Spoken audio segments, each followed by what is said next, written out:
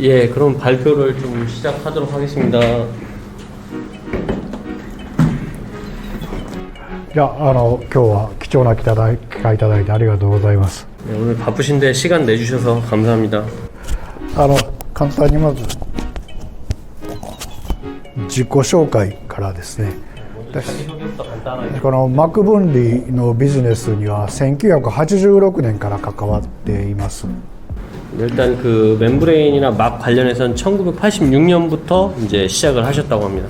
2021年の末まで最後は4年間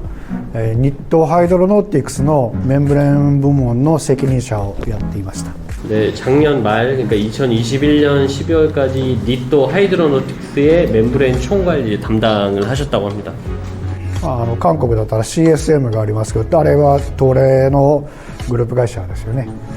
だいたい世界で RO でいうと日東ハイドロノーティクスと東レってのはだいたいシェアが同じぐらいだというふうに言われています。 한국에도 이제 도레이 코리아가 있는데 이제 세계적으로 보면은 RO 같은 경우에는 니또 하이드로노틱스랑 이제 도레이 멤브레인이 한 이제 절반 정도 쉐어를 가지고 있다고 합니다. はい。で、次の仕事を考えてた時にですね、大きな会社の小さな部門っていうよりも何かとても新しいことを一からやろうとしているような会社に参加してみたいと思ってですね、この NX フィルトレーションというオランダの会社を選びました。4月からここにいます。 네. 그리고 나서 이제 올해 4월부터 현재 소속되어 있는 NX 필트레이션에 이제 합류하시게 되는데 이제 큰 회사의 뭐 다른 여러 가지 역할보다는 뭐 작지만 새로운 신규 사업을 하는 그런 업무를 좀 같이 참가를 하고 싶으셔서 올해 4월부터 NX 필트레이션에 참가하게 되겠습니다. これでやればいいんだけ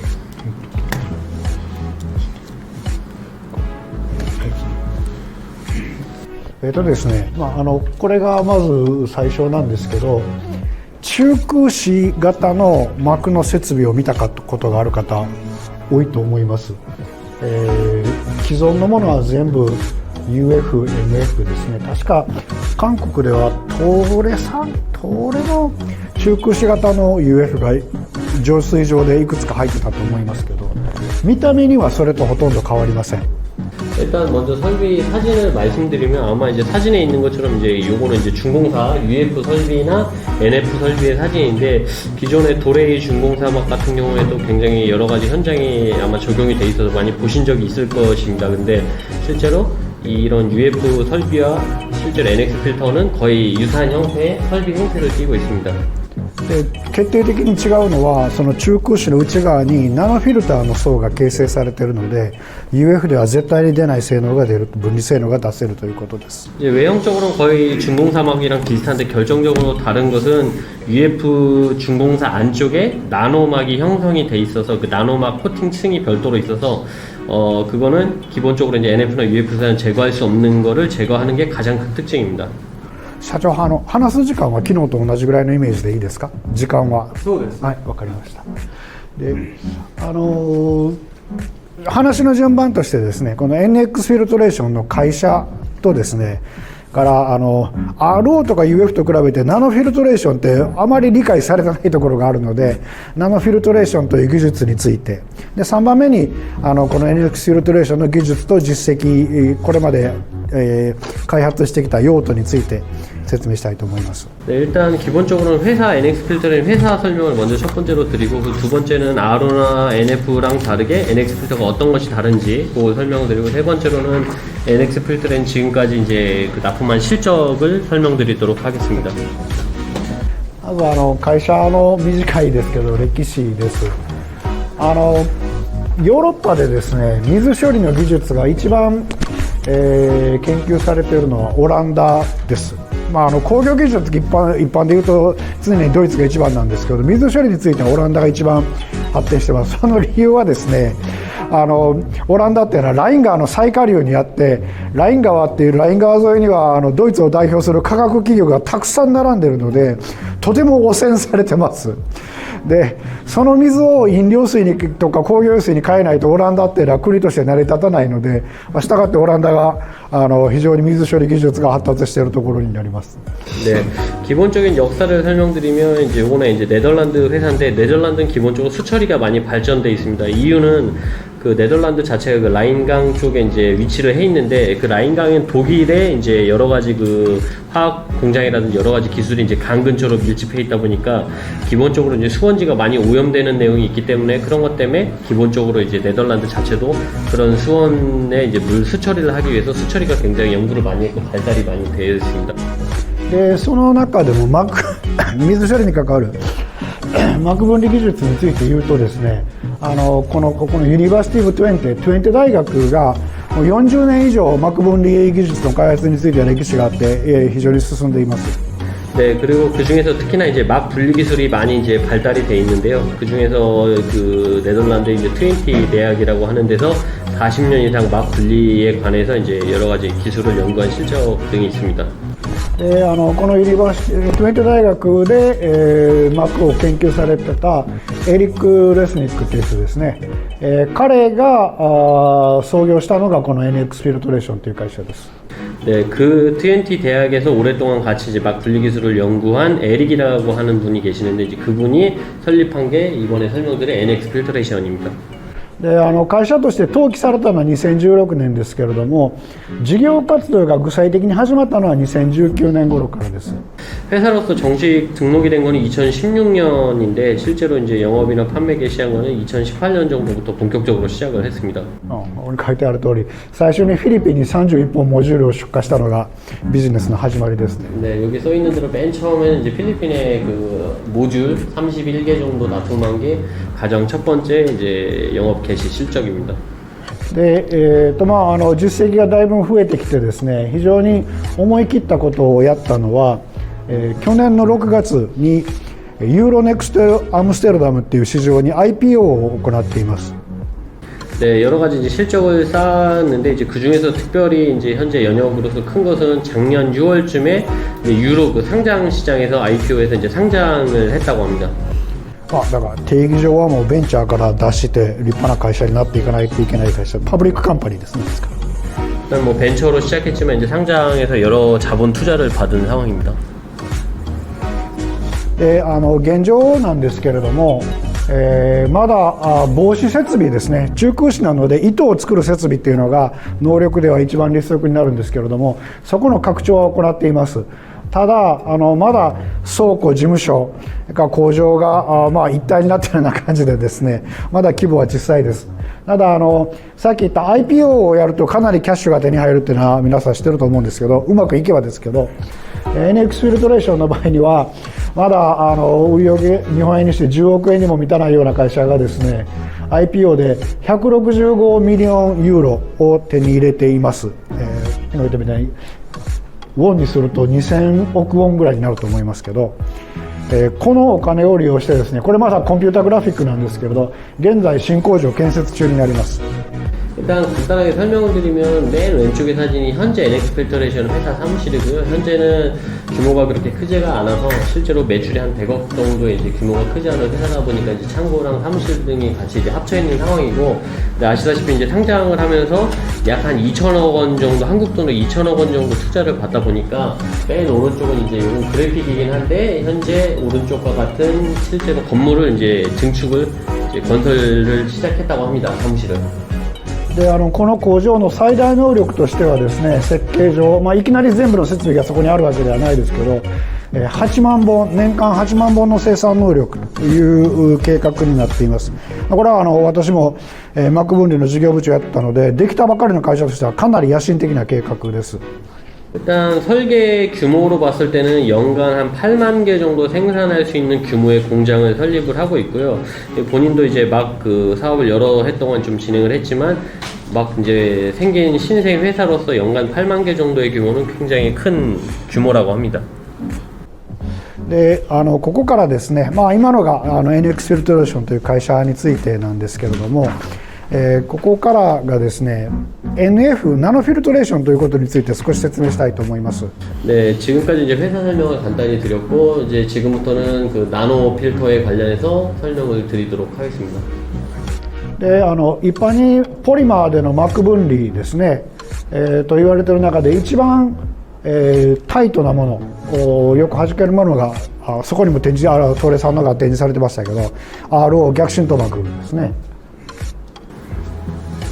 네, 일단 폴리머의 막분리 기술에 관련 설명을 드릴 건데요. 기본적으로는 이제 뭐 저희 전시지를 듣지만 기본적으로 RO 역삼투막이 가장 이제 효율이 좋은 것으로 알 수 있고 그다음에 이제 다른 거에 대해서도 또 설명을 드리겠습니다. で RO の目的は最大の目的は他の用途でも使われますけど溶解性のイオン成分を取るということなので、一番その中で極端な用途は海水を真水にするというような用途ですね。 일단 RO의 가장 큰 목적은 뭐 여러 가지 그 활용하는 이제 목적이 있습니다만 기본적으로 이제 용해성 이온 등을 이제 제거하는 것이 이제 RO의 가장 큰 목적입니다. で逆にこう、ポリマーの膜分離が一番緩いものがマイクロフィルターと呼ばれます。 그 중에 이제 폴리머 중에서 가장 이제 그 제거 효율이 좀 낮은 것이 이제 마이크로 필터, MF 마이크로 필터 등이 있습니다. だいたい交渉で取れる粒子の大きさが1ミクロンからそうですね 0.05 ミクロンぐらいの間のものをマイクロフィルターと呼びます。 뭐 대략 미크론으로 하면 0.05에서 한 1미크로 정도를 제거하는 게 뭐 일반적인 마이크로 필터의 효율입니다. 電子顕微鏡で見るとはっきりポアの大きさが見えるっていうのがマイクロフィルターですね。 전자 현미으로 봤을 때 이제 정확히 포어 사이즈가 보이는 게 이제 보통 이제 마이크로 필터에서 제거할 수 있는 물질들입니다. で作り方の上で厳密にマイクロフィルターとウルトラフィルターっていうのは厳密な区別はないんですけれども、ウルトラフィルトレーションっていうのはもうより小さな成分が取れてですねポアもあんまりちゃんとは電子顕微鏡でも見えないです。で分子量1万から数千ぐらいまでのタンパク質が取れるようになると。から水に溶解しているエマルションですね、牛乳なんかを UF に通してやると透明な液体出てきますけど、それがウルトラフィルトレーションの特徴です。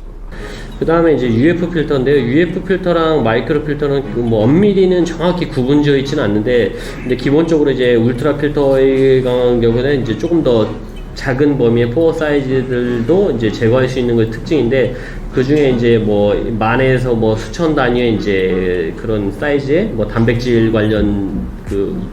낙농업이나 이런 데서 이제 단백질 관련 성분들을 제거한다거나 이런 용도로 이제 사용할 수 있는 게 UF 필터입니다. でMF と UF に厳密な区別がないようにですね RO とナノフィルトレーションというのも厳密な区別はないんですけれども、RO をより緩く作ったものがナノフィルトレーションと考えてもらえばいいです。 기본적으로 UF랑 MF처럼 RO와 NF 나노 필터도 이제 엄밀히는 이제 정확히 구분지어져 있지는 않은데 기본적으로 RO보다는 조금 더 이제 여유로운 스펙으로 만들어진 것이 이제 나노 필터라고 볼 수 있습니다. ですから NF は溶解性のイオンでも2回以上のイオンですねであればある程度取れます。 NF 같은 경우는 용해성 이온에서도 이과 이상의 이제 성분들은 어느 정도 이제 제거를 할 수가 있다고 합니다. 1回イオンについてはあまり取れないです。 1가 이온에서는 이제 별로 이제 제거가 안 된다고 합니다. で、それからですね、ここに書かれているような低分子の有機物が低い運転圧力で取れるというのがナノフィルターの非常に大きな特徴です。 그다음에 나노 필터의 이제 큰 특징이라고 하면 저분자 유기물을 제거할 수 있는 게 나노 필터의 큰 특징이라고 합니다. ここに書かれているものは人間が作ったものですけれども、天然の低分子有機物ですね、不眠質も非常によく取れます。 이제 화면에 써 있는 것들은 인간이 만든 이제 그런 저분자 유기물이긴 한데 천연에서 유래한 그 후민질의 그런 물질들도 잘 제거할 수 있는 게 NF의 특징입니다. でこれはもともとの NX フィルトレーションの資料ですけれども先ほど申し上げた通り UF だとですねだいたい分核分子量が1万から十数万のレンジなんですけれどもそれよりも2桁ぐらい低いところの大きさのものが取れるというのがナノフィルトレーションで、NX フィルトレーションでは分割分子量で400ダルトンのものと800ダルトンのものがあります。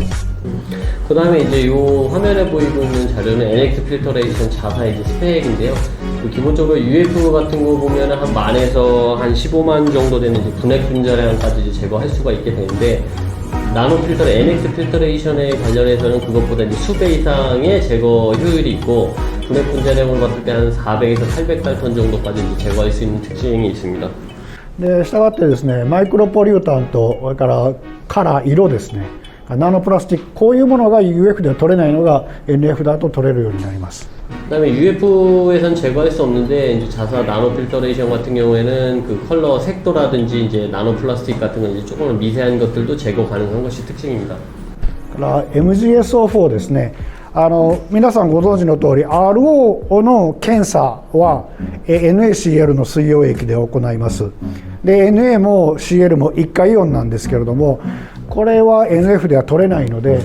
NF は一般にどこの膜メーカーも2回イオン、これはカチオンもアニオンも2回イオンの MGSO4 を指標物質として試験物質として使います。 그다음에 이제 제거 효율인데요. 기본적으로 R 같은 경우는 NaCl로 이제 1가 이온해서 NaCl 이제 제거 효율로 나타내는데, 기본적으로 이 나노 필터레이션 같은 경우는 2가 이온의 그 MgSO4의 이제 제거 효율로서 이제 표현을 하고 있습니다. でこの3バールの圧力でですね測って、90% から 80% ぐらい MgSO4 の素子率があるというのがNX フィルトレーションの NF の分離性能になります。 그 다음에 기본적으로 이제 압력은 한 3바 정도의 압력으로 했을 때 한 90에서 80% 정도의 MgSO4를 제거할 수 있는 게 이 NX 나노 필터레이션의 이제 제거 성능이라고 보시면 됩니다. でこれはおさらいというか復習になるかと思うんですが、この絵は皆さん多分いろんなセミナーで見られたことがあると思います。逆浸透法の原理ですね。この原理はナノフィルトレーションも同じです。 그 다음에 이제 설명드린 건 여러분들 잘 아시는 이제 역삼투막에 관련한 이제 설명 자료입니다. 요 기본적으로 요 설명 자료나 내용은 NF나 RO나 이제 비슷한 내용으로 이해를 하시면 되겠습니다. 半透膜を挟んでですね、片側に濃度の濃い溶液で片側に濃度の低い溶液、ここでは純水と書かれてますけど置いてやるとですね、濃度の濃い溶液の方がエネルギーレベルが高いので、こちらから半透膜を通して水を吸う力が生まれます。でここで生まれるヘッド差が浸透圧、言い換えればこの濃い溶液の持っているエネルギーということになります。 네, 기본적으로 이제 화면 왼쪽에 설명을 드리면 이 화면 왼쪽에 있는 사진상의 가운데는 막이라고 보시면 되고, 왼쪽에 있는 거는 이제 수질이 나쁜 쪽이고 오른쪽은 수질이 좀 깨끗한 쪽입니다. 하지만 이 수질이 나쁜 쪽으로 이제 이렇게 두 개가 가운데 막이 있고 있을 경우에 실제로 이제 수질이 깨끗한 쪽에 있는 물이 수질이 나쁜 쪽으로 이제 그 침투가 돼서 이제 이런 현상이 일어나게 되는데, 기본적으로 이 현상이 일어나는 걸 이제 역삼투의 원리라고 보시면 될 것 같습니다. 삼투압의 원리라고 보시면 될 것 같습니다. 雑談見てますけど、私昨日も久しぶりに韓国来てキムチいっぱい食べましたけど、キムチ作る時に最初に塩入れますよね。そうすると白菜が縮むじゃないですか。あれが浸透現象です。だから外側の方が濃い塩水になっているので、白菜の中から水がこっち側へ流れていくということで白菜が縮むわけですね。 어저께 이제 본인도 한국에 오셔서 김치를 드셨는데, 이제 그 삼투압이랑 이제 동일한 현상이 뭐 김치를 만들 때 이제 소금을 뿌리면 이제 배추 숨이 죽는 것을 볼 수 있는데, 이제 소금을 뿌림으로 인해서 그 이제 반대로 안에 있던 수분들이 이제 배출되는 거, 그런 것들을 이제 그 삼투압의 원리라고 이제 이해를 하시면 될 것 같습니다. で逆浸透法の原理っていうのは、この浸透圧よりより強い力で、半透膜を通して濃い方の水を押してやると、薄い水だけがこっちへ流れると、よりきれいな水だけが流れるというのが逆浸透法の原理です。 그 다음에 이제 역삼투압인데, 오른쪽 사진에 보시면 기본적으로 이제 압을 가하지 않으면 삼투압으로 이제 농도가 나쁜 쪽으로 이제 같이 이제 예를 들어 이제 이염이 되는 경우가 있는데 역삼투압은 이어 반대로 실제로 그 삼투압보다 강한 압력을 눌러서 물 이제 예를 들어 오른쪽 사진을 보시면 더러운 물에 있는 내용인데 역삼투압으로 강한 압력으로 눌러서 실제로 오염된 것들은 막을 통해서 오염된 것들은 빼고 깨끗한 물만 반대쪽으로 이제 나가는 원리를 이제 역삼투압의 원리라고 보시면 될 것 같습니다. ただこの技術が工業的に成り立つ条件というのはですね、この半透膜が十分に溶質を通さない、ちゃんとしたバリアになっているということと、逆にバリアになってながら、しっかりお水を通すような、水を弾くようなろ過抵抗が起きないというこの2つが相反する、ことを同時に達成しないといけないので、逆浸透法のスペックっていうのはですね、一般に、塩素比率、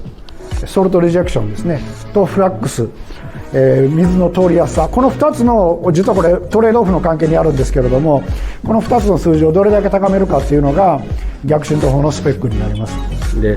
그다음에 이런 역삼투압을 기본적으로 제품화하기 위해서는 중간에 있는 막의 효율 제거 효율이라든지 그다음에 이제 막의 제거가 어느 정도 된다 하더라도 이제 플럭스 그러니까 유량이라든지 이런 이제 그 밸런스를 잘 정해서 이제 제품화를 시켜야 되고 기본적으로 이제 RO 스펙에 있는 그 염소 제거 NaCl 염소 제거율이랑 그다음에 플럭스 플로어는 유량 등을 어떻게 해서든 이제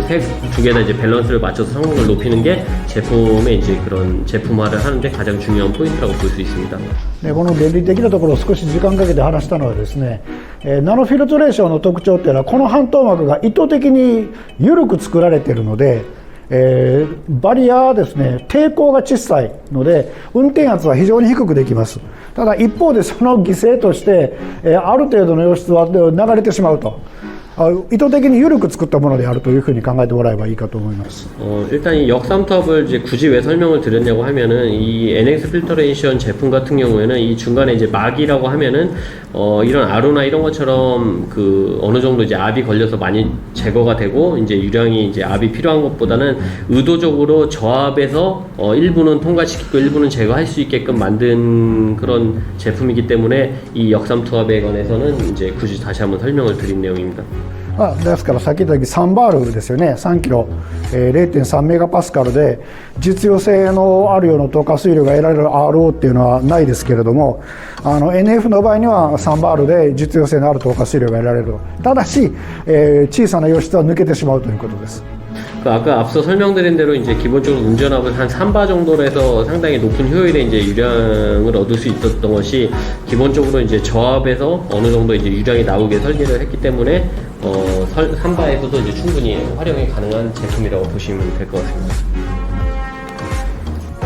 これも復習ですけれども、全量ろ過方式とクロスろ過方式ですね。マイクロフィルターの一部、コーヒーフィルターなんかがそうですけど、この全量ろ過方式で汚れはどんどん膜の表面に溜まっていきます。これは使い捨てでないと使えないですね。 그다음에 이제 막에 기본적으로 이제 다 아시는 내용이라고 하시겠지만 기본적으로 여가 이제 방식의 이제 내용입니다. 보통 밑에 아래쪽에 있는 거는 전량 여가 방식이고 오른쪽은 크로스 프로 방식이라고 하시는데 일단 전량 여가 방식이라고 하면은 아래쪽에 있는 사진인데 기본적으로 막 표면에서 이물질을 모두 다 걸르기 때문에 이물질을 모두 다 걸르기 때문에 대신 이 막은 재활용을 하지 못하고 이제 한번 이제 여가를 하고 버려야 되는 그런 타입의 막이라고 보시면 될 것 같습니다. で工業的に使われるものではバグフィルターとかカートリッジフィルターを除いて、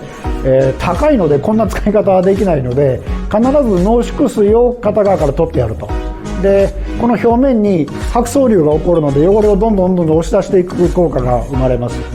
で濃縮水は常に吐き出してやるというのがNF、RO、UF 全部の使い方で NX フィルトレーションのモジュールもこの使い方をしています。 기본적으로 뭐 백필터나 마이크로 필터 같은 경우에는 이제 전량 여가 방식으로 비싸지 않기 때문에 사용이 가능한데 뭐 RO나 UF나 NF 같은 경우는 전부 다 이제 막의 제품 단가가 비싸기 때문에 그렇게 한번 사용을 하고 버릴 수 없기 때문에 크로스 프로 방식처럼 일부는 통과를 시키고 일부는 농축수로 별도로 배출하는 방식 그런 방식으로 이제 설계를 했습니다. 그래서 NX 필터레이션 같은 경우에도 크로스 프로 방식으로 일부는 여가를 하고 일부는 농축을 하는 농축수 방식으로 이제 제품을 설계를 했습니다. これも結構重要な単純な絵なんですけれども、どういう今一般的にかつてもっとたくさん種類があったんですよ。プレート&フレームとか、今も極小レオレではチューブラー型とかもあったんですけれども、今そうですね、マーケット全体の 97-8% がこの2種類かこの3つかと思います。中空子型ですね、これは内圧型ですけれども、ファイバーの内側から液体を通して、透過水はファイバーの外側から出してやると。濃縮そこから取るというやり方ですね。네, 그리고 일단 보시는 사진은 이제 여러 가지 필터의 형태 방식입니다. 왼쪽에 보시는 게 중공사 방식이고 가운데 이제 스파이럴 라운드 타입이긴 한데 맨 오른쪽에 MBL 타입이 그 외에도 여러 가지 방식이 있습니다만 아마 시장에서 80-90%는 대부분 이제 그 중공사 타입이나 스파이럴 라운드 타입으로 보시면 될 것 같고 왼쪽에 중공사 타입 같은 경우에는 이제 그 화살표를 보시면 이제 원수가 들어가서 필터 그 중공사 안에 실을 통해서 여과 된물이 이제 바깥으로 이제 그 오른쪽 화살표처럼 이제 여과가 되고 나머지 이제 통과가 안 된 물은 농축수 쪽으로 나오는 방식의 제품입니다. で設備で見るとこんな絵になります。それからもう一つはですね、こういう糸状に膜を作るのではなくて、膜はシート状に作ってやって、それをぐるぐる巻いてエレメントという構造にすると。これはトルとか日東電工とかですね、ハイドロノーティクス、デュポンなんかがやってる構造ですね。設備にすると、これ横型に電池みたいにつないで使うので、長さが6メーターから7メーターぐらいの圧力容器につないで使っていくというやり方です。これがスパイラルワウンドエレメントって言われているやり方ですね。 왼쪽에 이제 중공사 사진처럼 이제 보통 이제 설비를 보시면 이렇게 세로형으로 이제 수직으로 세워 있는 타입이 대부분 이제 설치 방식이고 오른쪽 가운데 사진은 이제 그 기본 평막이 있고 그거를 이제 와운딩 그러니까 롤링을 해서 제품 모듈화 시키는 게 이제 스파이럴 와운드 타입인데 기본적으로 이제 도레이 제품이라든지 뭐 니토덴코 제품이라든지 여러 가지 아로 제품들은 대부분 이 가운데 사진처럼 이제 스파이럴 와운드 타입으로 제작을 하고 그런 제품들은 하단에 있는 사진처럼 실제로 뭐 여러 가지 건전지를 넣는 것처럼 뭐 7, 8m 정도의 뭐 1단짜리도 있겠지만 다단짜리 제품도 이제 같이 연결해서 사용할 수 있는 설비이기 때문에 이렇게 하단 사진처럼 이렇게 수평으로 이제 설비가 이루어지는 것을 볼 수 있습니다. で同じ中空子でもこうやってぶら下げてるだけの MBR メンブレンバイオリアクターというやり方もあります。これは、排水処理の生物処理のバッキ層の上にぶら下げて、吸引でやってやるというやり方ですね。 그다음에 오른쪽에 보시는 것처럼 폐수 처리 등에 주로 사용할 수 있는 이제 MBR 타입이라고 보시면 될 것 같고 중공사 같긴 한데 그 실을 이렇게 중공사처럼 늘려서 얘를 이제 통과시키는 폐수 쪽에 주로 사용하는 이제 MBR 타입의 필터도 있습니다. これからの話に関係するので頭に入れておいてほしいと思います。で NF ってどんな用途に使われているのかっていうのを代表的な用途をご紹介します。 네, 그다음에 이제 NF가 대표적으로 어떤 이제 내용에서 이제 사용되는지에 대해서 설명을 드리도록 하겠습니다. で今日現在ビジネスになってて、おそらく一番大きいのはこの地下水からの不眠室ですねと高度を除去してやるという用途になります。 현재로서는 그 NF 필터가 주로 어디 사용을 되면 이제 많이 사용되는 경우가 지하수의 이제 후민질이나 이제 경도 제거에 주로 이제 많이 사용이 되고 있습니다. これはナノフィルターが開発されてすぐぐらいから1980年代から使われている用途で、世界的にはフロリダ半島、アメリカのフロリダ半島で非常に大きなビジネスがあります。 네, 일단 그 지하수 후민질이나 경도 제거하는 거는 막 개발되고 한 1980년도 정도부터 실제로 이제 사용되기 시작한 역할인데 특히 미국 같은 경우는 이제 플로리다 반도 쪽에서 대부분 이런 역할로 많이 사용을 되고 있습니다. これは高度成分と自然由来ナチュラルオーガニックバターですね、不眠質と同時に取ってやろうという用途です。 네, 자연 유래의 그 후민질과 경도, 그다음에 오염물질 등을 이제 동시에 한 번에 이제 제거할 수 있는 역할로서 사용되고 있습니다.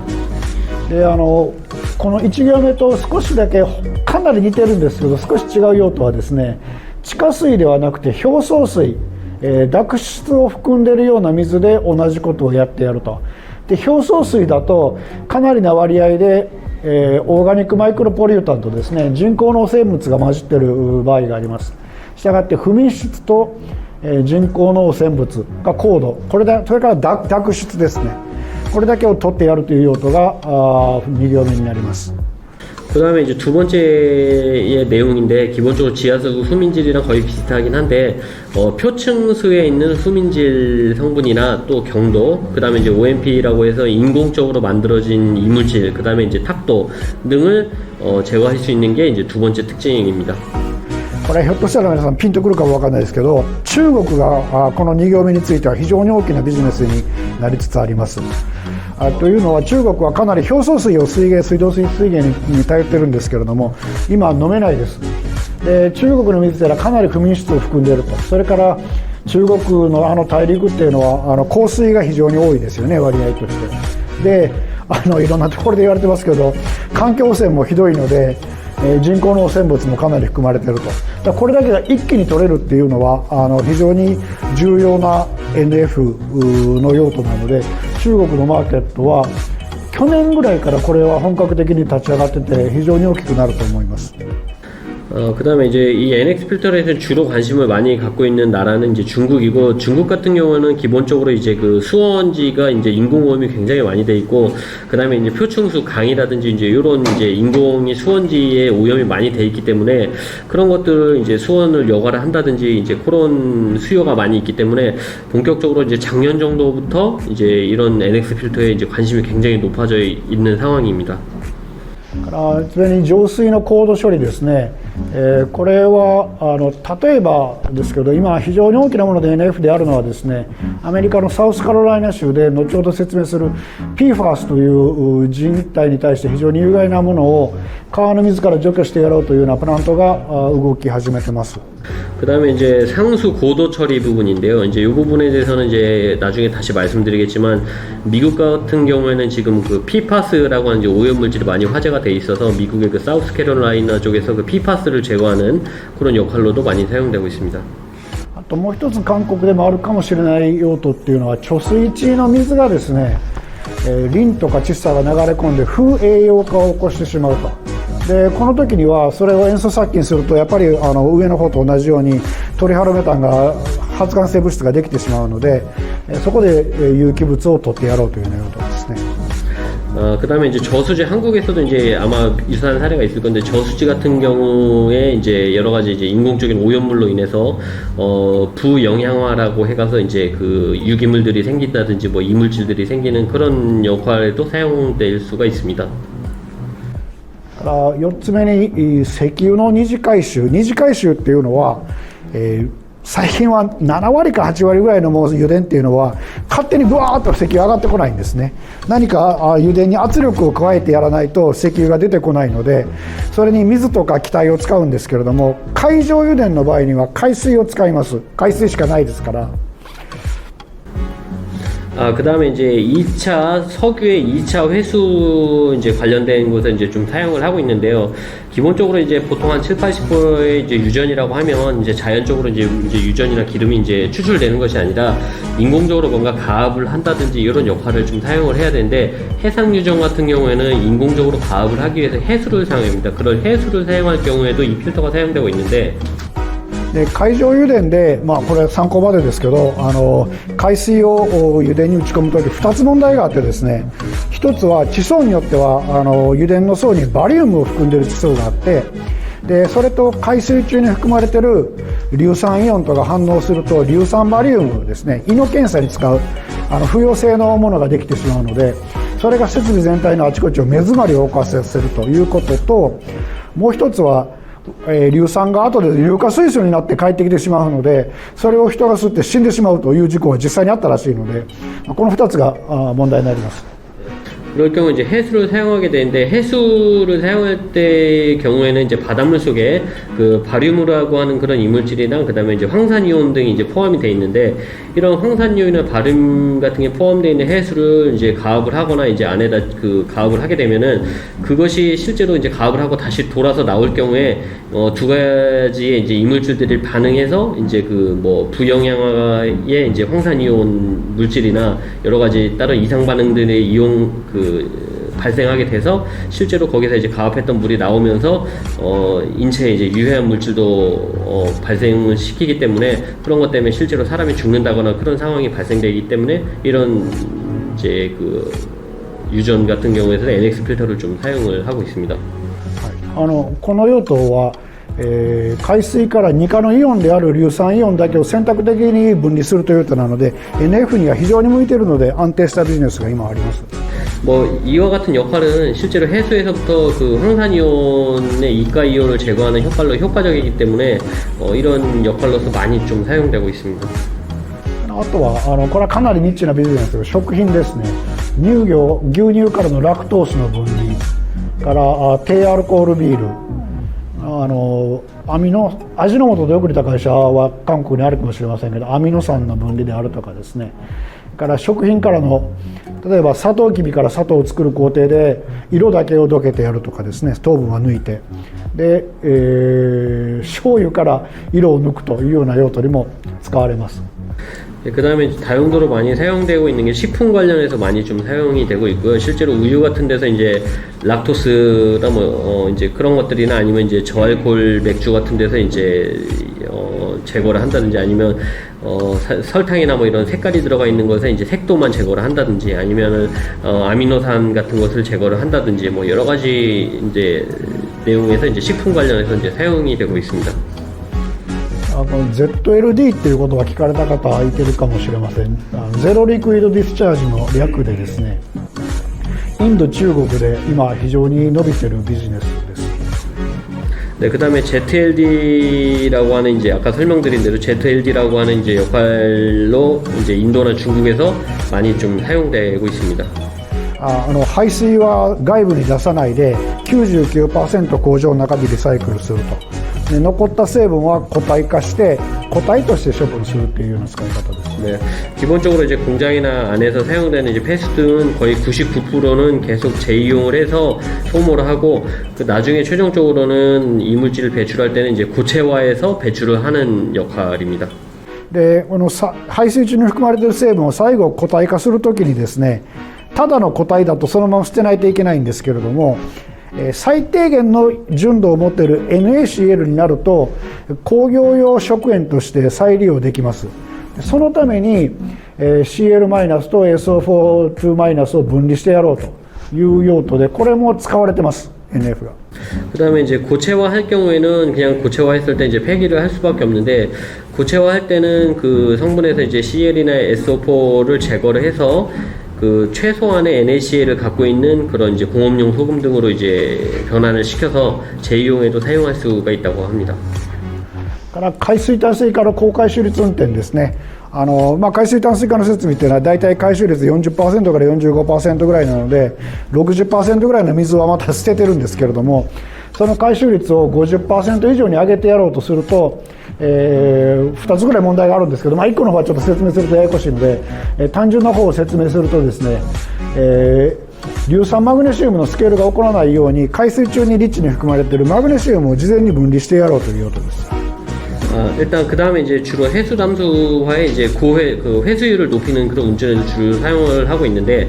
기본적으로 이제 해수 담수에서 회수율 40에서 45% 정도 사용하고 있는데 실제로 50% 이상의 이제 고효율의 이제 회수율을 이제 높이려고 하면은 기본적으로 이제 해수 안에 있는 그 유산 마그네슘 등을 먼저 선 제거하는 그런 역할로도 사용되고 있습니다. マグネシウムは後で肥料とかですね、工業用に使おうというような。 그다음에 마그네슘은 나중에 비료라든지 이제 공업용으로도 사용이 되고 있습니다. 昨日私美味しいスンドゥブ食べましたけど、豆腐作る工程では必ずマグネシウム使われるので。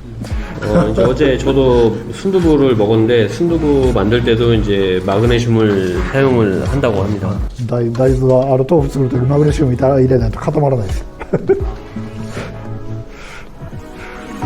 からですね、まだできたばかりの若い会社なので技術が他の会社よりも圧倒的に優れてないとできないので特許はかなりな数を持っています。モジュールを作る時の特許、それからファイバーをバンドルする時の特許ですね、こういうものがありますけど、一番重要なのは中空紙の内側にレイヤーバイレイヤーという技術を使ってですね、ナノフィルトレーションの層を形成すると、ここにかかる特許が NX フィルトレーションにとって一番重要な特許です。 네. 그리고 신생 회사이기 때문에 제품에 관한 기술력을 많이 갖고 있지 않으면 안 됩니다. 그래서 이제 제품 관련해서 특허를 많이 좀 갖고 있는데, 그 중에서 제품 생산 관련한 특허, 그 다음에 이제 번들하는 특허, 그 다음에 이제 가장 중요한 것은 이 중공사 막이 있으면 그 안쪽에 이제 나노 레이어 바이 레이어라 해서 그 나노 코팅을 하는 그 기술이 있는데, 그 기술에 관련해서 특허를 가지고 있습니다. でこれは参考までですけど、スウェーデンにキケロっていうですね認証機関があって、ここがその会社のグリーン度、環境への良さっていうのを認定してくれます。で、IPO をやる前にですね NX フィルトレーションはこのキケロから製造の仕方が、だから会社の運営の仕方と、それからやってる事業の環境貢献と両方で非常に高いディープグリーンという評価をもらったので、株の買い手が非常にたくさんついて135ミリオンユーロというキャッシュを手に入れたということです。 네, 그 다음에 이제 추가 내용인데요. 스웨덴에 이제 키케로라고 하는 회사가 있는데, 그 회사에 이제 어떤 내용이냐면, 이제 환경 친화도나 뭐 경영에 관해서 그런 공헌이나 역할 등을 좀 나타내는데, 기본적으로 제조에 관련된 것이 얼마나 이제 환경 친화적인지, 그 다음에 회사 경영 자체가 얼마나 환경 친화적인지, 그 다음에 환경에 대한 공헌도가 얼마나 있는지, 이런 것을 전반적으로 평가하게 있는데, 이 IPO 이제 상장하기 전에 이 스웨덴 업체로서 인증을 받아서 이제 두 개 다 딥그린, 이게 최고 좋은 등급을 받아서 상장하면서 이제 꽤 많은 투자금을 취할 수 있었습니다. 俺ちょっと雑談ですけど、従業員がどれだけ炭酸ガスを排出してるかっていうのも通勤の時にですねこの指標に関係があるので、 NX フィルトレーションの人はかなりもう電気自動車に乗ってる人が多いです。私も1ヶ月前に電気自動車を買いました。 그다음에 이제 이런 그 평가를 할 때 이제 그 스텝 한 명 한 명이 얼마나 많은 탄산가스를 이제 방출하지 않는지 그런 것도 체크를 해서, 기본적으로 스웨덴의 회사 같은 경우에는 이제 직원들이 이제 전기차를 많이 사용한다든지 그렇게 하고 있고, 본인도 한 달 전에는 전기 자동차를 구입을 했습니다. で水道水に使われることが多いので、日本の方はまだ取ってないですけれども、ドイツ、アメリカ、オランダの主要な水道水の基準はクリアしています。 그 다음에 수도수를 많이 사용하는 경우가 있기 때문에 기본적으로 이제 독일, 미국, 네덜란드의 수도수 인증을 다 클리어했습니다. フランスも違う企画があったので、まだそれも。ここからナノフィルNX フィルトレーションの技術と用途について説明します。 네, 여기서부터 이제 NX 필터레이션의 기술과 용도에 대해서 설명을 드리도록 하겠습니다. NX フィルトレーションの技術の、経済的なメリットを説明する上でこのチャートは一番重要になります。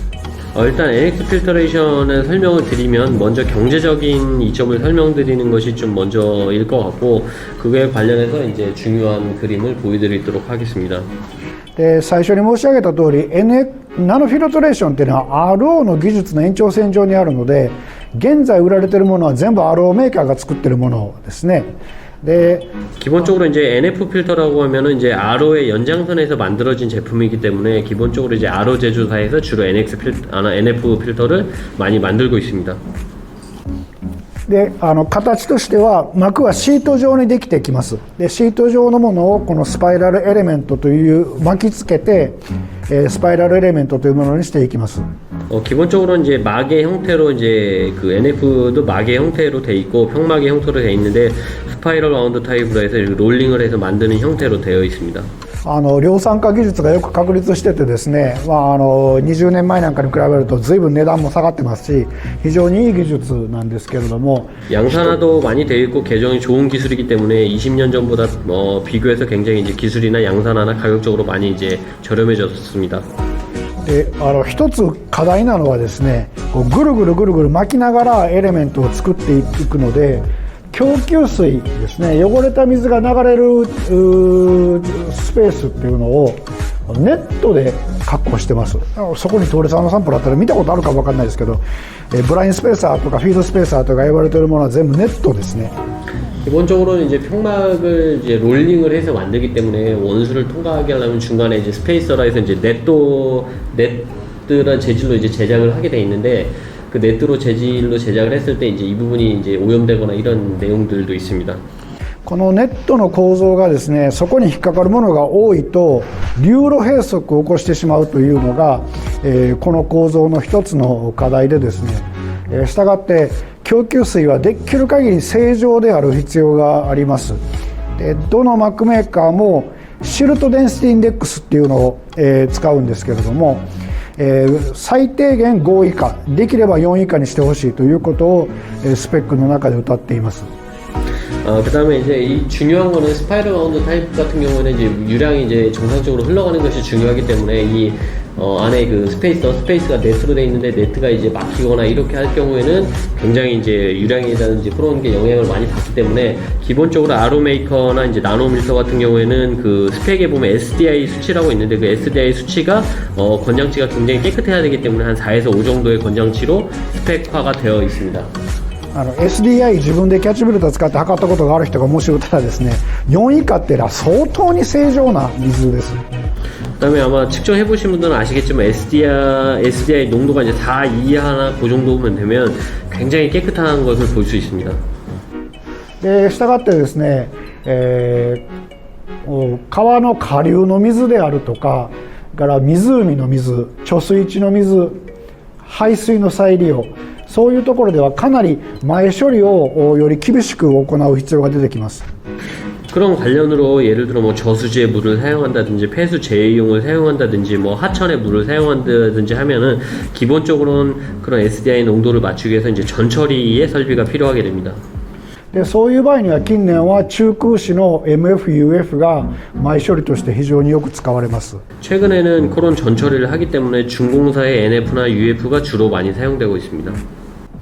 でそれに対してですね、NX フィルトレーションの技術っていうのはこのナノフィルトレーションの層っていうのを中空子膜の内側に形成しているので、この前処理のところでこの後ろでやってる工程が終わってしまうということで、かなり大きな設備ですね、先ほどお見せしたこの2つの設備で今までやってたもの、ここが前処理で、これがナノフィルトレーションの部分ですね。この2つの設備がこの1枚で済んでしまうと。 기본적으로 이제 아까 설명을 드린 것처럼 기본적으로 R나 UF 같은 경우에는 전처리로 R나 UF를 사용해야 되는 상황이 있지만 NX 필터레이션 같은 경우에는 기본적으로 중공사 UF 막이 있고 그 안쪽에 나노층이 별도로 있기 때문에 사진에 보이시는 그 UF나 이런 나노의 공정을 두 가지가 모두 필요 없고 한 가지의 공정, 그러니까 한 시스템 플랜트로만으로도 이제 끝낼 수 있는 게 가장 큰 특징입니다. ここがナノフィルトレーションの技術の一番の特徴です。だから非常に大きな中空子の MF、UF の設備、バッファータンクからスパイラルのナノフィルターがあったのが中空子のナノフィルター一段でできると。 지금 말씀드린 내용의 가장 큰 특징인데요. 기본적으로 뭐 원수 탱크가 있어야 되고 UF나 이제 MF가 별도로 있어야 되고 버퍼 탱크도 있어야 되고 여러 가지 이제 설비나 그런 것들이 크게 필요가 한데 NX 필터레이션 같은 경우는 가장 큰 특징이 이런 모든 것을 한 번에 NX 필터레이션 필터 하나로 이제 끝낼 수 있는 게 가장 큰 특징입니다. から設備のコストから設備のスペースが運転コスト全てが下がるということになります。 그럼으로써 인해서 이제 설비의 코스트라든지 스페이스라든지 이제 운전 코스트 등이 모두 이제 세이브가 가능한 것이 특징입니다. オランダの会社ですから今ヨーロッパはカーボンフットプリントということを非常に厳しく言うのでカーボンフットプリントも大変大きく下がることになります。カーボンフットプリントですね。で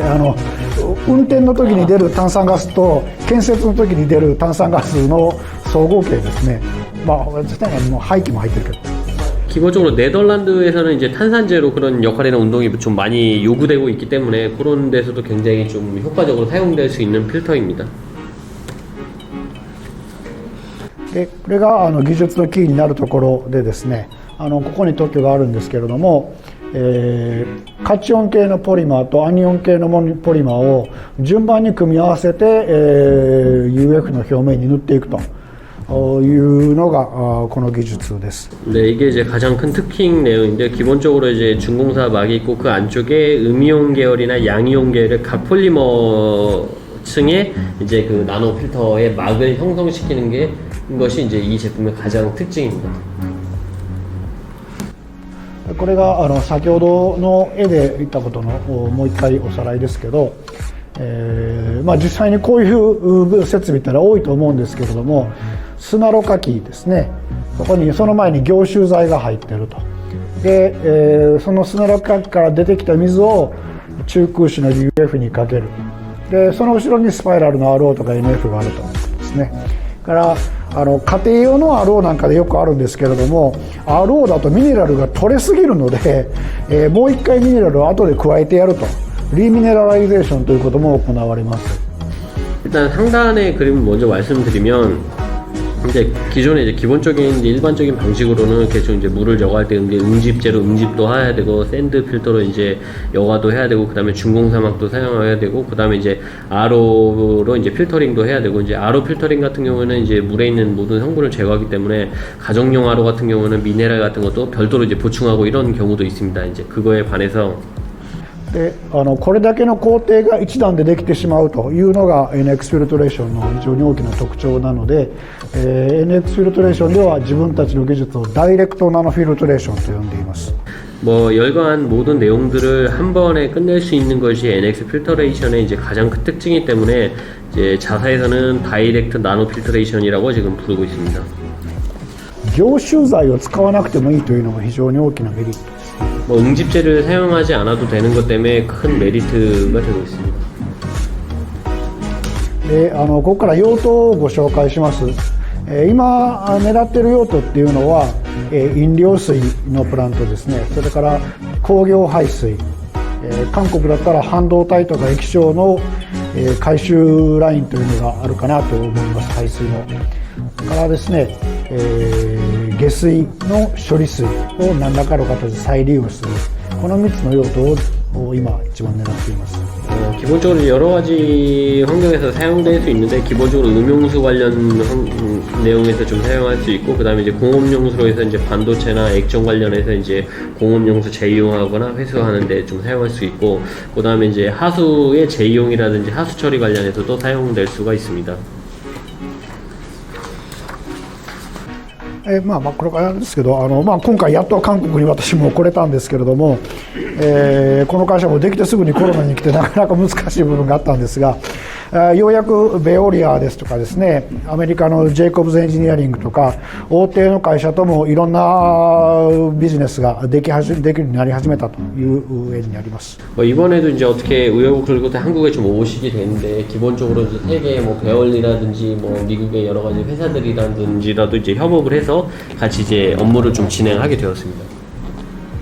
で具体的な用途なんですけれども、これがですね、オランダ行かれたことがあるのは国中運河がたくさんあります。首都のアムステルダムもそうですけど、これは NX フィルトレーションの一番近くの運河の水を DNF でろ過した時の実験結果です。 그다음에 이제 여러 가지 이제 그 제거 테스트를 하고 있는데, 네덜란드 같은 경우는 이제 뭐 암스테르담으로 그 운하가 많이 좀 밀접하게 있는데, 그 운하에서 실제로 이제 자사 NX 필터레이션 제품을 활용해서 이제 테스트한 결과입니다. さっき言った通り前処理なしでワンステップで処理しているというのと、回収率は 80% で、薬品を全く使わずに、凝集剤は全く使わずに運転されています。 기본적으로 이제 원 스텝으로 모두 끝낼 수 있는 내용이라고 보시면 되고요. 이제 회수율은 한 80% 정도로 했고, 그 다음에 약품 등 응집제 등을 전혀 사용하지 않은 것이 특징입니다. これ勢い飛んでるのはごめんなさい。今の結果としてですね、TOC はほぼ完全に取れています。ただあと2価のイオンである硫酸イオンも取れてます。ただイオン分は電気伝導度はRO のようにはあまり下がらないという結果になっています。 기본적으로 이제 결과가 여기 안 나왔는데, TOC 같은 경우는 대부분 다 제거가 됐고, 그 다음에 이제 이가 이온, 이가 유산 이온 등도 제거가 됐고, 이제 반대로 이제 전도도 같은 경우는 이제 그렇게 많이 좀 낮춰지지는 않았다고 합니다. からですね、これが今ある程度の規模のものとしては一番長く1年半ぐらいですね運転されてる、3000トンって書かれてますけど、最大能力5000トンパーでぐらいあるインドネシアの飲料水のプラントです。 여기 나와 있는데 이제 여러 있는데 이제 요거는 한 1년 반 정도 인도네시아에서 운영되고 있는 그런 설비이고요. 실제로 하루에 한 5,000동 정도의 이제 제거되는 이제 설비의 규모로 지금 운전되고 있는 내용입니다. 町がかなり発展してきてる、これデュマイっていうスマトラ島の町なんですけれども、人口が増えてきて今までなかった飲料水の設備っていうのを作らないといけないということで、既存のものっていうのは一気工事でさっき言ったクラリファイヤーですね、凝集砂ろ過のプラントがありました。 이제 실제로 이제 두마이라고 하는 이제 그 마을 동네인데 실제로 음용수용으로 많이 좀 사용되는 요구가 좀 되고 있는데 기본에는 공사에서 이제 응집제라든지 이제 모래여과 등을 사용하시는 있는 그런 여과 설비가 있었다고 하는데요. 그거 대용으로 지금 현재 이 NX 필터레이션의 설비가 좀 들어가 있다고 합니다.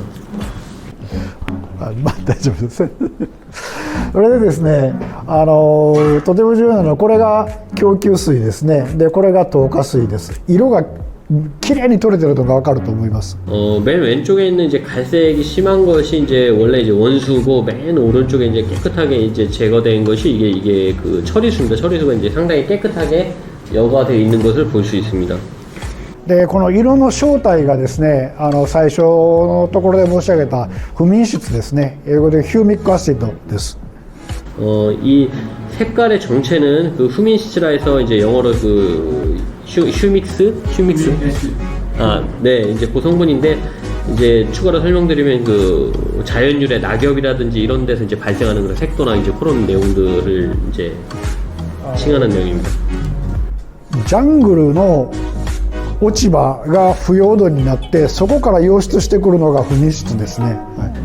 인도네시아 같은 경우 정글이 많이 정글에서 이제 낙엽 등이 많이 떨어져서 거기서 이제 불용성으로 이제 그 낙엽의 색도라든지 이런 것이 발생하는 것이 이제 후민질 이제 정보 그 네 이제 그 성분이라고 보시면 될 것 같습니다. そうですね。不眠質で一般的に亜寒帯、ちょっと難しい。亜寒帯とか亜熱帯のところに多いです。亜寒帯になると湿地が多いので、日本のって言ったら北海道に不眠質を含んでる水っていうのはかなりあります。逆に日本の一番南の端の沖縄にも結構あります。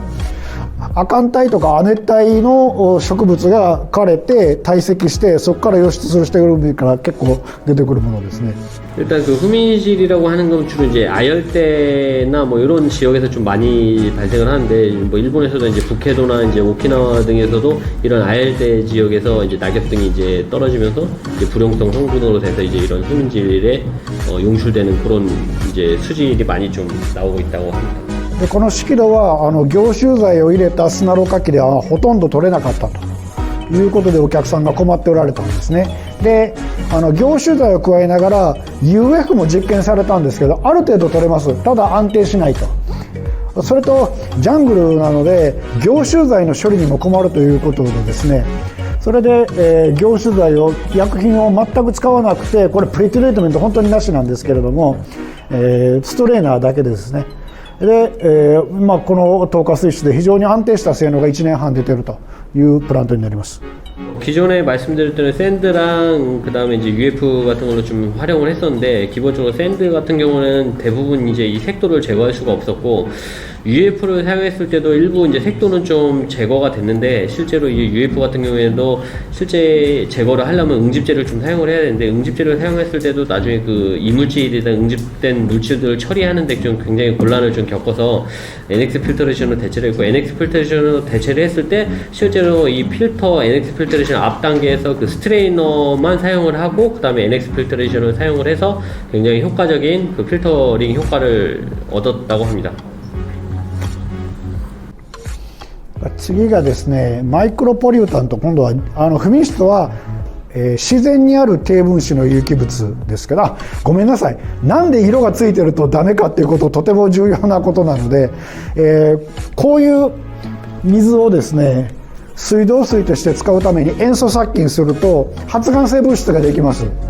ポリハロメタンですね、だからこれを取ってやらないといけないということです。トリハロメタンはどこの国でもほとんどの国でかなり厳しい規制があります。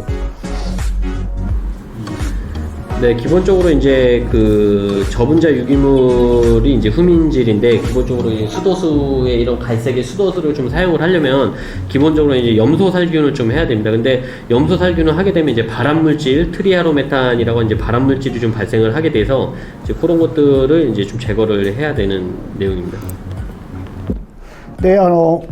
不眠質は自然由来の、低分子有機物なんですけれども、これは人工のものですね、オランダの下水処理水に含まれている、有機汚染物、人工の有機汚染物がどのくらい取れるかっていう実験をしたものです。 네, 여기는 그 네덜란드에서 실제로 그 저분자 유기물, 그 후미씨를 하수 처리장에서 이제 그 인공으로 오염된 그 하수 처리수를 이제 제거할 수 있는 그런 테스트한 현장입니다. で結果としては TGOC は 97% も取れてるんですけれども、からカクテルとしてのマイクロポリュータントですね、有機汚染物質も 80% 以上取れてます。具体的なデータがつきます。 이제 결과적으로 TOC도 한 97% 이상 이제 제거가 돼 있고, 그다음에 이제 트리아로메탄이나 이제 나머지 이물질 같은 경우도 이제 80% 이상 제거가 되었습니다. でこれ難しいので私わからないので大学の先生に教えてもらったんですけど、説明に行って教えてもらってるんです。これですね、全部薬の残存成分だそうです。 요 그림의 하단에 있는 내용이 좀 여러 가지 어려운 내용인데, 이제 본인도 내용을 정확히 확인을 하지 못해서 이제 대학의 교수님한테 좀 정보를 들은 내용인데, 이 하단에 있는 내용들은 전부 다 이제 인공적으로 이제 의약품에서 이제 잔존되는 의약품에서 나온 그런 유래 성분들이라고 합니다. 見てもらったら分かる通り非常によく取れます。でこれ何かっていうとですね、薬、私も今咳止め飲んでるんですけど、薬を飲むとかなりな量が体の中に吸収されなくて、下水に出ていきます。で下水に出ていった後で、下水処理設備での、生物処理ですね、でも分解されない成分っていうのが、環境中に出ていってしまうと。それは海でもよくないでしょうけど、特に内陸なんかに下水処理設備があるとそこから先長い川があるので、こういう成分が環境中で悪いことをするということですね。 이런 것들이 이제 필터 NX 필터레이션에서 자료를 보면 이 해당 이물질 등을 굉장히 잘 제거할 수 있는 것으로 좀 볼 수 있고요. 기본적으로 이제 사람이 이제 약을 먹게 되면 전부 다 인체에서 흡수를 못하고, 일부분은 이제 대부분의 것들이 흡수가 안 되고 이제 하수로 좀 이제 그 예를 들어 배설물이든지 하수 쪽으로 이제 흘러 들어가게 돼 있는데, 하수 처리할 때 이제 생물 처리 등을 좀 하게 되는데, 그런 생물 처리 같은 하수 처리에서도 이런 인공적인 성분이 대부분 처리가 안 되고, 이제 그런 처리된 물들이 이제 예를 들어 하수라든지 뭐 환경 그런 이제 기본적으로 이제 내륙 같은 데서 하천이나 뭐 이런 하수 방류가 되게 되면 기본적으로 그런 환경에 큰 이제 피해를 입히는 그런 내용이라고 합니다. これも世界中にこういうマイクロポリュータントが現在規制の対象になっているところっていうのはないですけれども、ヨーロッパからひょっとしたら火がつくかもしれません。 진짜 현재로서는 이런 마이크로필탄이라든지 이물질 관련해서 뭐 크게 규제가 없는데, 아마 먼저 이제 유럽에서 이런 규제가 이제 좀 생길 것도 같습니다. で日本でもこういうことを研究されている研究所が滋賀県琵琶湖っていう日本で大きな湖があるところですけど、そこにあるので、同じような実験をしてもらうことになっています。 일본에서도 이제 시가현에 이제 그 유명한 그 큰 호수 그 저수지가 있는데, 거기서도 이제 이런 해당의 물질들을 제거하는 그런 시험을 진행하기로 되어 있습니다. からですね、これは非常に今世界的に話題になっている問題になっているものなので聞かれたことがあるかもしれませんけど、 PFAS っていう物質ですね。 그다음에 이제 세계적으로 많이 좀 화제가 되고 있는 내용인데요. 요거는 이제 미국에서 주로 많이 화제가 되고 있는데, PFAS라고 하는 이제 오염물질의 피해에 관련한 내용입니다. フッ素樹脂の原料です。テフロン、フライパンのテフロンとかですね、だから 3M のスコッチガード防水材料、消火器、そういうものの原料になるものです。 그다음에 요 PFAS의 원료는 불소 수지의 원료가 이제 대부분이고, 이제 기본적으로 프라이팬에 코팅을 한다든지 아니면 그 뭐 예를 들어 3M의 방수제라든지 아니면 뭐 그런 것들의 이제 유래가 된 그런 이제 이물질, 오염물질이라고 합니다. でカーボンナンバーが6個から8個ぐらいのペンチェーンにですねフッ素樹脂がついているという構造をしているんですけれども、これ人間に対して、まず最初動物から始まったんですけど、人間に対して8厘毒性があるということがアメリカで長期の調査で、分かった成分です。 그다음에 이제 미국에서 이제 장기 조사로서 인해서 알은 내용인데 실제로 카본 넘버가 한 6에서 8 정도가 되고 이제 여기에 해당하는 불소 수지가 원료가 되는데 이제 미국에서도 이런 것들이 인체에 유해한 것인지 장기적인 이제 테스트로 검사해서 확인이 됐습니다. で PFAS は総称なので、ここに見ていくといろんな成分があるんですけれども、この膜でやるとですね 99.5% 以上のほとんどの成分が 99.5% 以上取れるということになっています。 기본적으로 이제 NX 필터레이션을 사용하게 되면 이 PFAS의 성분이 굉장히 많은데 이 하단을 보시는 것처럼 굉장히 99% 이상의 제거 효율을 볼 수 있습니다. でちょっとこれ、日本語ですけどハリウッド映画にもこの話というのはですね、弁護士とデュポンとの長い戦いというのがハリウッド映画に3年ぐらい前になっています。 요거 이제 미국 헐리우드 영화인데 이 헐크 역할 맡은 사람이 한국에서도 이제 개봉을 했던 영화인데 이제 이 실제 원작에 내용됐던 것이 이 PFAS 오염 관련해서 이제 미국의 이제 변호사랑 그 듀퐁 공장을 이제 듀퐁사랑 이제 오랫동안 소송을 하고 싸움했던 내용을 배경으로 이제 개봉한 영화입니다. ウェストバージニアですよね。ワシントン DC の近くのデュポンの工場の廃棄物からの漏洩水ですね。これから始まって家畜がかなり片っ端から気が狂って死んでいくみたいなところから始まって、その近辺の住民の血液検査を大量にやると、その血液検査と、がんの発生率であるとか奇形の子供が生まれる割合っていうのが意味のある差があるということが実証されて、で、そこの弁護士が熱心に活動したんですけど、デュポンが和解金を$650ミリオン払わざるを得なくなったというような事故ですね。 요거는 이제 서버지니아주에서 이제 거기 있는 그 두퐁사 공장에서 실제로 그 유출된 이제 오염물질에 관련한 내용인데 그 근변 지역에 이제 예를 들어 동물이라든지 그 근변 주변에 이제 살고 있는 그 가까운 지역에 살고 있는 많은 사람들을 장기적으로 이제 혈액 검사를 했는데 실제로 뭐 기형아가 태어난다든지 뭐 바람이라든지 여러 가지 그런 건강상의 영향이 있었다는 것을 장기 조사나 이제 혈액 검사로 확인이 됐고 실제로 거기 영향을 이제 미친다는 것은 이제 혈액 검사로 해서 이제 유의미한 결과가 있다는 걸 확인을 해서 듀퐁사로부터 이제 큰 금액의 이제 배상을 받았다는 그런 내용입니다. で3M もさっき言ったスコッチガードにかなり含まれているので、ミネソタ州で、同じ年に$720ミリオン、非常に大きな額ですね、和解してて、で同じ理由で 3M のベルギーの工場が半年以上今も止まってるのかな、去年の終わりから稼働停止を政府から命じられたりしています。 그다음에 이제 미국의 3M 그 미네소타 주에서도 이제 그 아까 말씀드렸던 이제 코팅제라든지 이런 부분에서도 이런 동일하게 이제 PFAS 오염물질 관련해서 이제 화제가 돼서 미국 3M에서도 이제 720만 밀리언 달러를 배상을 하는 경우가 있었고 아마 동일한 내용으로 이제 벨기에 3M 공장에서도 이제 반년 이상 공장에 이제 가동 중지를 해는 이런 내용도 있었습니다. 日本、韓国でもですね、日本では沖縄に米軍の基地がかなりあって、そこの消火器から出たんであろうというふうに強く推定されてるんですけど、沖縄本島の北部で基準値の100倍以上の濃度で検出されたりしています。 그다음에 이제 한국도 이제 동일할 건데 일본 같은 경우도 오키나와에서도 이제 이런 유사한 사례가 있었는데 오키나와의 미군 부대에서 아마 소화기나 이런 데서 이제 좀 유출이 됐을 거라고 하는 이제 추측이 있는데 실제로 기준치 대비 한 100배 이상의 이런 유해 물질이 확인이 됐다고 합니다.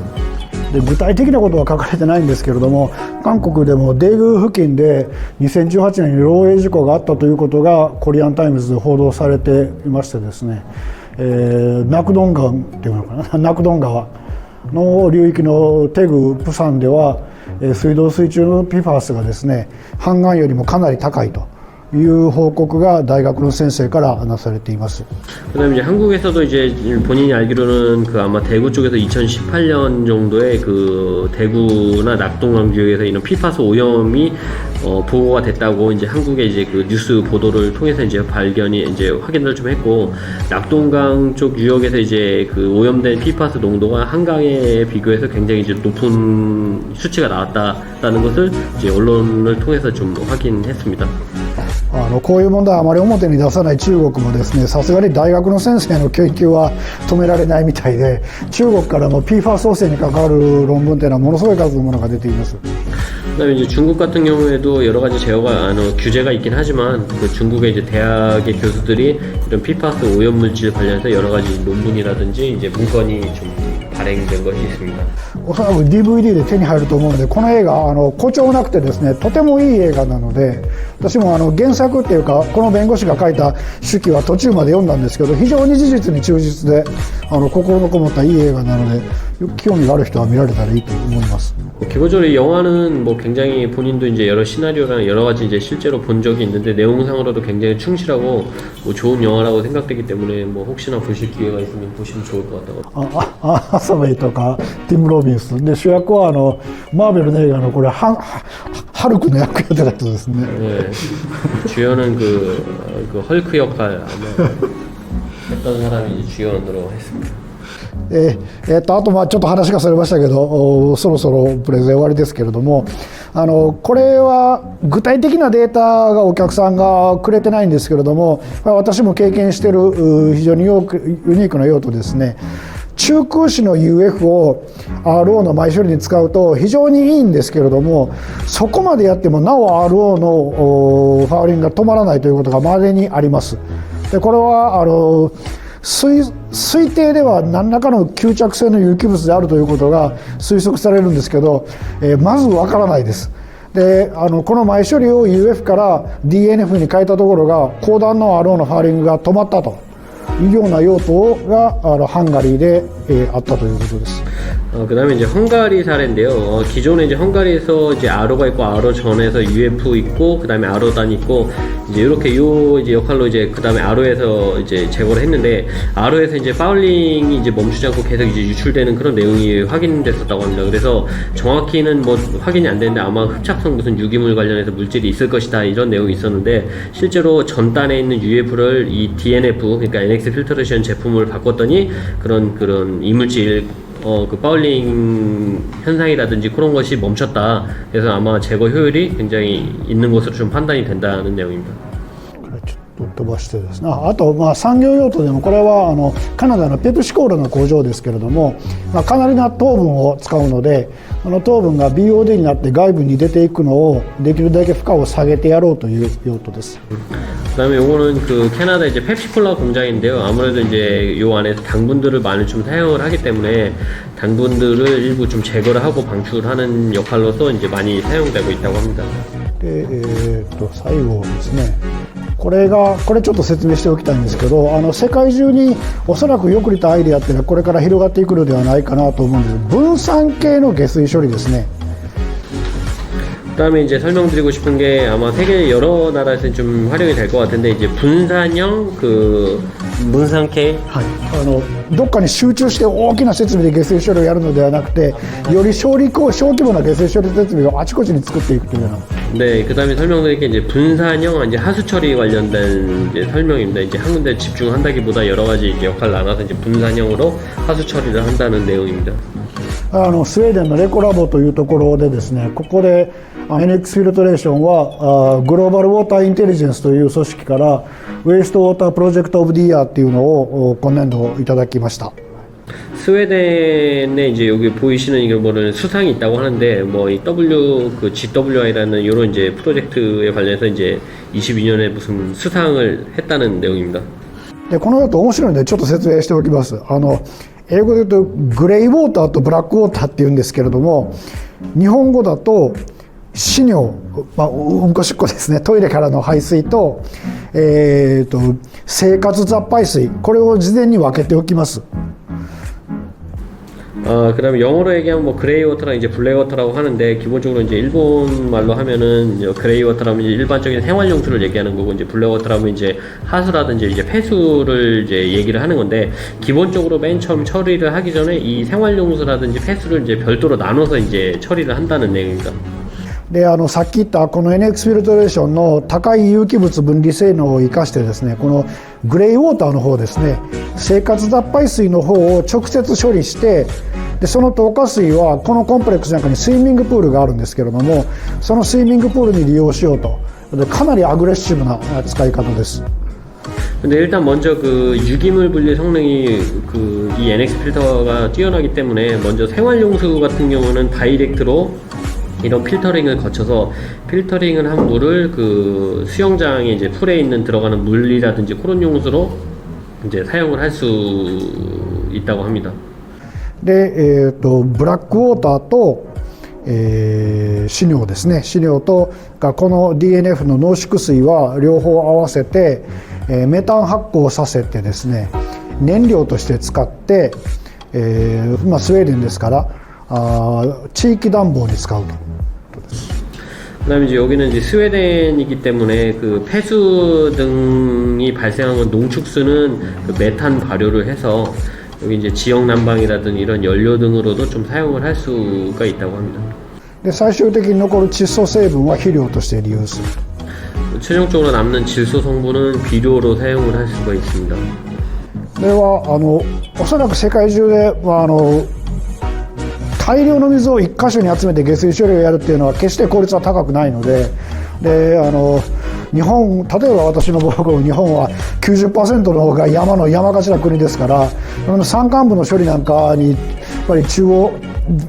大きな設備を集めてやるのは向かないので、分散処理での下水処理というのはこれからかなり用途があるのではないかなと思っています。 기본적으로 대량으로 이제 처리를 하는 것은 효율적으로 나쁘기 때문에 일본 같은 경우도 여러 가지 뭐 산도 많고 지역적으로 많이 떨어져 있기 때문에 아까 말씀드린 대로 이런 분산 처리하는 방식으로도 좀 이게 효과적으로 더 좋을 것 같다고 합니다. もう一個あったな。これインドネシアと非常によく似たような少し微妙に違います。指揮路を取ってやるっていうのは同じなんですけれども、ベトナムのホーチミン市ですね。からさっき言ったドゥマイよりもずっと工業化が進んでて、人工の有機物、有機汚染物質もかなり含まれています。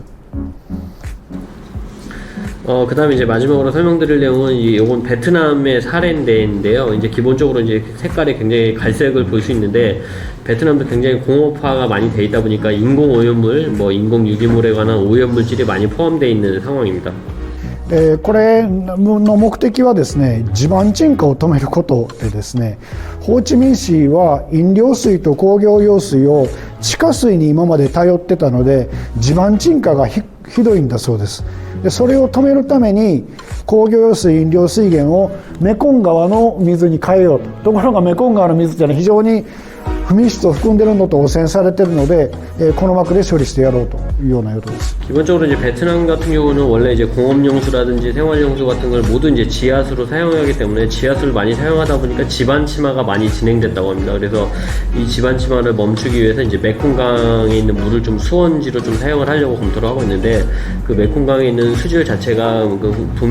후민질이라든지 뭐 여러 가지 이제 오염물질이 많이 있기 때문에 이것들을 제거하기 위해서 이 NX 필터레이션을 좀 검토를 했다고 합니다. 濁質と川の濁質とですね、から有機汚染物質、不眠質、これが一段で同時に取れるというこの技術が非常に活かせる用途です。